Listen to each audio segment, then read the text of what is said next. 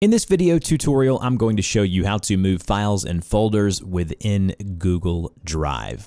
So here we are on Google Drive on the desktop. And what you want to do first and foremost is know that you can just click and hold on any file or folder and drag them and hover over and just drop them in any individual folder. If you want to move a file or folder into a shared drive, you should see your shared drives in the left sidebar over here. You'll just click and hold like you just did and drag that over to one of your shared drives. Another easy way to move files or folders would be to just right-click on that file or folder and then go to where you see Organize, and then you'll see something that says Move. This is how I move my files in my drive most of the time, is I click on the Move button here, and then it will show a list of all of the folders and shared areas on your drive. And if you can't see them here in this list, you just go to the magnifying glass to search, and then we'll just start typing to search for a specific folder. We'll find that folder and then click the button here on that folder that says Move,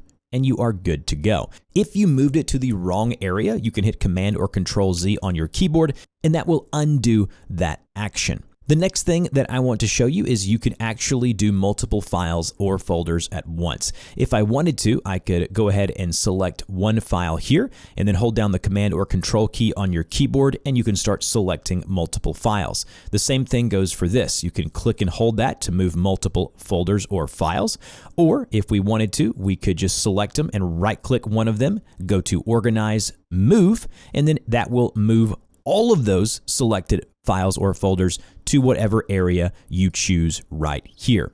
If you wanted to, you could always download the Google Drive application for Mac or PC, and it works exactly the same way there. If you're on mobile, it's as simple. Instead of clicking, you're just tapping and holding, and all of these options will come available to you. I'll have a frequently asked questions section in the pinned comments down below. If this helped, don't forget to like, share, and subscribe, and I'll see you guys in the next video.